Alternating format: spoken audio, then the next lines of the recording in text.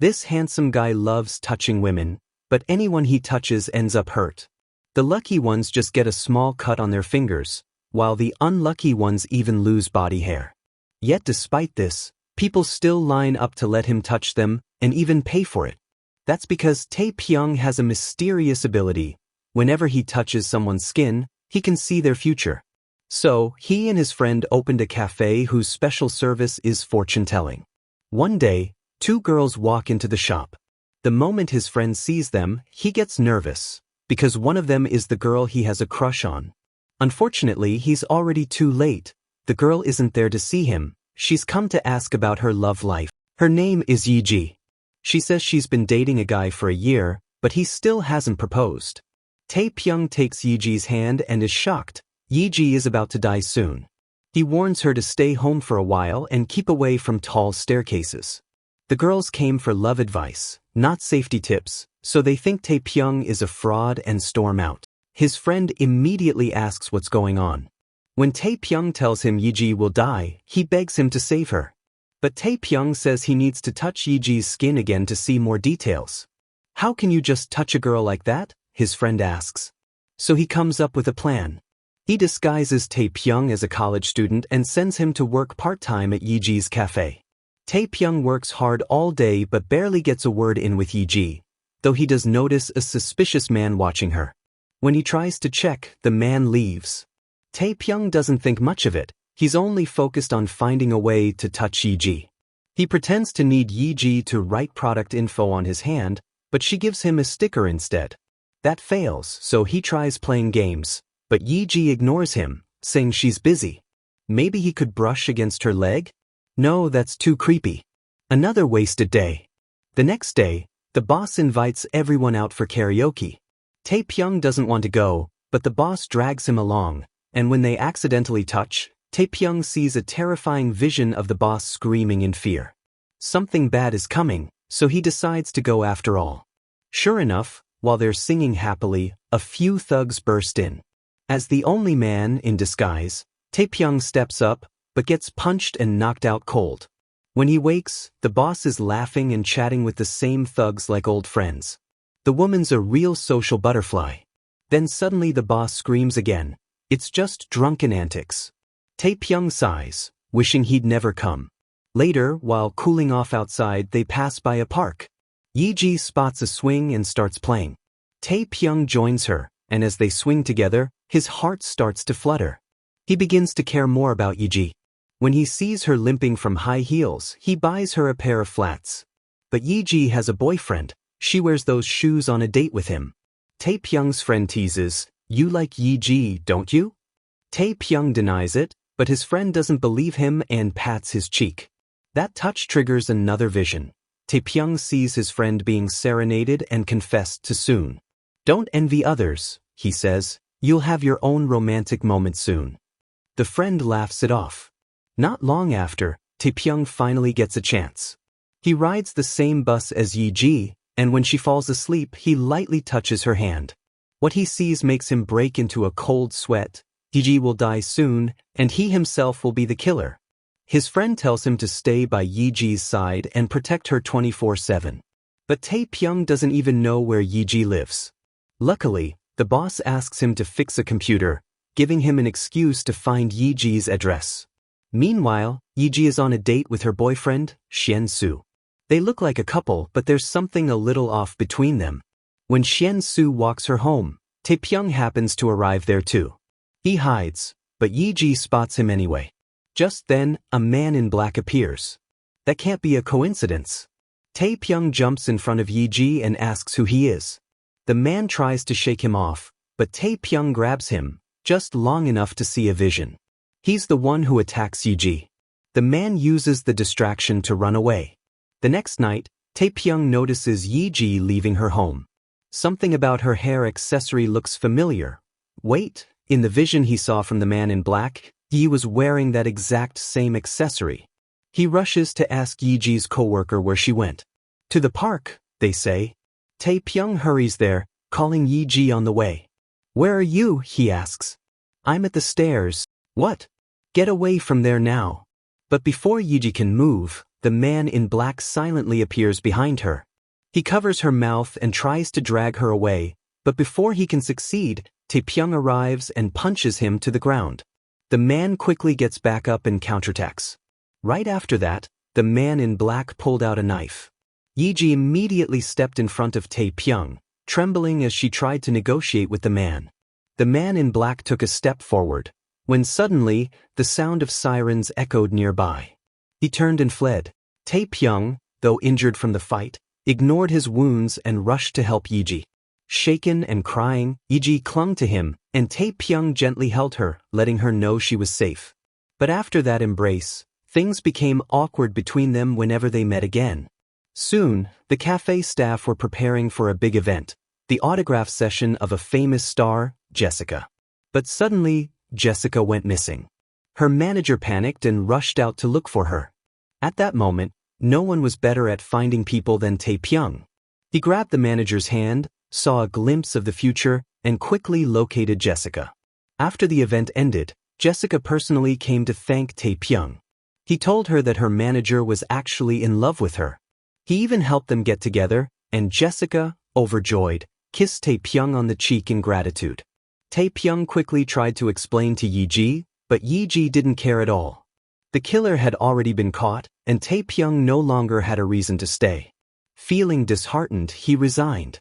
When Yiji heard the news, she ran out to stop him, but Taepyeong was already gone. She didn't even realize that he had quietly walked into her heart. From that day on, Yi often found herself lost in thought, thinking about Taepyeong. And Taepyeong was thinking of her too. One day, Taepyeong went to Namsan Tower, holding a lover's lock engraved with his and Yiji's names. He hesitated, wondering whether to hang it. Just then, someone tapped him on the shoulder. It was Yiji. They both had so much to say, yet neither knew where to start. The silence grew awkward, and Yiji turned to leave. Taepyeong called out, "You're already here. Let's have some fun together." Seeing Yiji hesitate, Taepyeong added, "Let's just pretend to be a real couple for a day." Yiji wanted to protest that she already had a boyfriend, but Taepyeong said with a smile, "It's just a couple's game," and pulled her along. Yiji looked through a telescope, while Taepyeong blocked the other side to tease her. They cracked eggs on each other's heads for fun, laughed through the pain, and even shared cotton candy, one bite each, hand in hand. They looked more like real lovers than pretend ones. After a whole day of laughter, the lights of Namsan Tower finally came on. Gazing at Yiji's bright face, Taepyeong couldn't help himself. He leaned in and kissed her. The unexpected kiss startled them both. Yiji panicked and ran away. Later, Taepyeong walked her home. To avoid further misunderstanding, Yiji gently said that she would someday find someone she truly loved and spend her life with him. Talking about love? Taepyeong said softly, "Let me show you what real love looks like." He touched Yiji's cheek, and suddenly saw that the future hadn't changed at all. Yiji was still destined to die. Taepyeong had been following her not because he was obsessed, but because his ability had shown him that Yiji would be murdered. He had to uncover the truth and protect her. He trailed Yiji back home, but seeing her and her boyfriend kissing at the door, Taepyeong lowered his head, heart aching. When he looked up again, he froze. The man in black, who should have been in police custody, was there. Xian-su handed him money. Could they be working together? To find out, Taepyeong secretly followed the man in black to his hideout. Later, he asked his friend to investigate how the man had been released. It turned out he'd been freed the same day, because he had reached a private settlement with the victim. Just as Taepyeong was puzzling over it, the man in black was suddenly hit by a car and killed, silenced before he could talk. The trail went cold. Fortunately, his friend discovered something suspicious about Xian-su. He claimed to work at a securities company, but when they checked, the company said no such person was employed there. That meant he either didn't work there or was using a fake identity. Either way, it was worth investigating. Soon, Taepyeong found something. Xian-su was seen having an intimate meal with a short-haired woman. They looked more like a couple than he and Yiji ever did. Taepyeong confronted the woman, stopping her car. She claimed to be a friend of Xian-su's fiancé. She even took Taepyeong's picture, saying he was too handsome not to remember. She said she worked in insurance and that her relationship with Xian-su was purely professional. Taepyeong didn't buy it. When the woman touched her neck flirtatiously, Taepyeong's power activated, showing him the truth. The woman was lying. She and Xian Su were far more than co-workers. Unaware her lie had been exposed, the woman handed Taepyeong her business card. The next day, Taepyeong went to see Yiji to tell her about Xian Su and the short-haired woman. But before he could explain, Xian Su accused Taepyeong of stalking him and said he had disguised himself as a student just to get close to Yiji. Taepyeong shot back, "Then why did you give money to the man in black?" Xian Su replied, "That was to keep him from coming near Yiji again." But Taepyeong had no doubt anymore. He vowed that he would make Yiji fall in love with him and expose the truth. Furious, Xian Su punched Taepyeong, and that was exactly what he wanted. The moment he was hit, Taepyeong saw another vision, Xian Su and the short-haired woman celebrating something together. Taepyeong swore he wouldn't let them get away with it. Meanwhile, his friend uncovered something even more shocking. The man in black, before his death, had purchased a life insurance policy, and the beneficiary was none other than the short-haired woman. After checking the man in black's criminal record, they concluded that he and the short-haired woman must have been partners. That meant the person who killed him was most likely her. It was a classic insurance fraud murder. This made Taepyeong suddenly think of Yiji. She and Xian Su had been dating for nearly a year, and life insurance payouts only become valid after the 1-year mark. Plus, Xian Su had never mentioned marriage. Everything started to make sense. The most urgent thing now was to confirm whether Yiji really had a life insurance policy. To find out, Taepyeong needed her ID number.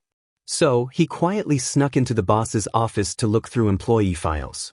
Just as he was taking a photo of Yiji's records, the boss caught him in the act. He was doomed, no way to explain this one. To make things worse, Yiji's best friend suddenly recognized him as that fortune teller from before. "He's a fraud. Don't believe a word he says," the friend shouted. Taepyeong had no choice but to reveal his secret, that he could see the future. But Yiji no longer believed him. Heartbroken, Taepyeong drank alone, helplessly watching danger draw closer to the woman he loved. Fortunately, fate quickly proved him right. The skeptical friend was soon stunned when a man walked into the cafe, fell in love with her at first sight, and confessed his feelings with a song and dance, just as Taepyeong had once predicted. Now a believer, the friend rushed to Taepyeong.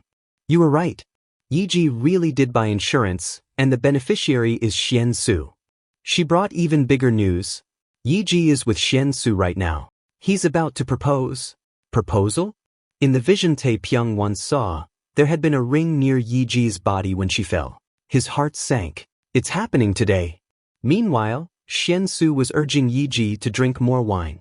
When she was drunk enough, he led her to the high platform at Namsan Tower and began his proposal. But why now and why here?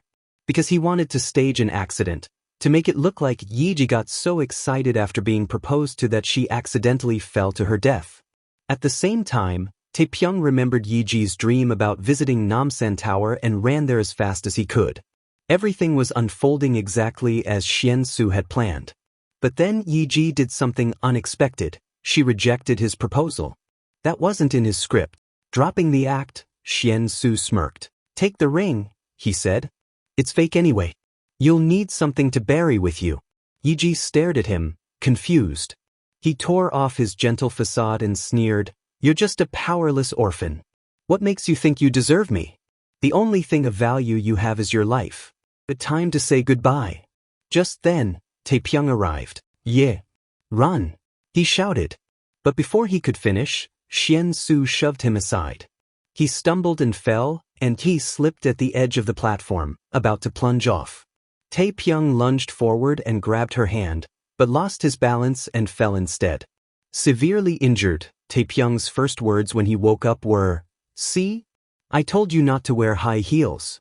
Even in pain, he could still joke. Soon, he was in the hospital, still doing fortune tellings for the old ladies in the ward. In the end, Xian Su and the short-haired woman were both arrested. The fortune teller Taepyeong and the sweet, innocent Yiji finally found happiness together. Thanks for watching. See you next time.